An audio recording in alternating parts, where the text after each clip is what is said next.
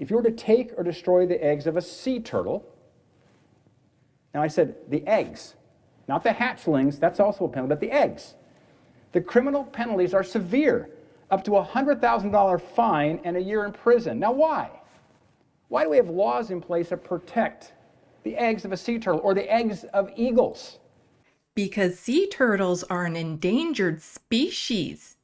At nearly 8 billion, humans aren't currently at risk of going extinct. We're good.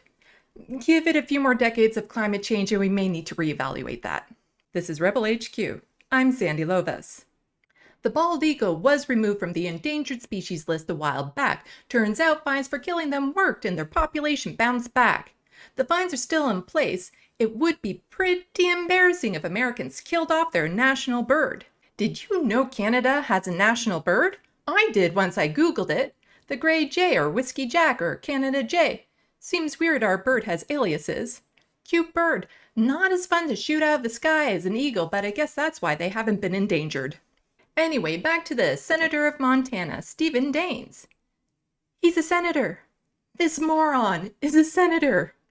And he's helping to shape laws across the country.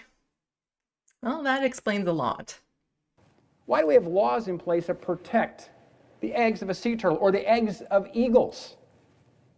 Because when you destroy an egg, you're killing a preborn baby sea turtle or a preborn baby eagle.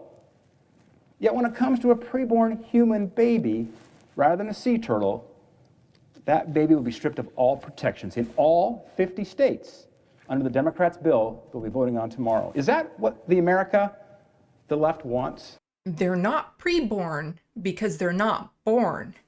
They hatch. Once the egg is fertilized, it doesn't rely on another life to survive. Sea turtles bury them, then walk away.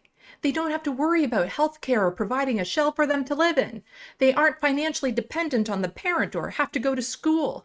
They don't even nurse. They hatch, then try to run to the sea before they're eaten. If a fertilized human egg could be buried in the dirt and left alone until they're born, and when they crawled out of the sand could walk, swim, and find food on its own, we'd be having a much different conversation. Also, the adult form of a human baby isn't made into soup. I'm so sick of these Republicans making these outlandish comparisons, trying to twist things to serve their agenda. Does he really think animal eggs are the same as a human fetus? You can't make an omelet without cracking open a few preborn chickens. My God, if he ever went to a chicken farm, he'd get PTSD. Well, actually, many people would. The treatment of animals at factory farms is horrific. And if he really cared about the lives in eggs, he'd do something about that. And this purposeful, made-up language they use to try to garner sympathy. A preborn baby? Let's continue this. So there's the pre-baby fetus, the pre-fetus embryo, the pre-embryo zygote, the pre-zygote inseminated egg, the pre... Come on now, we see how ridiculous this is.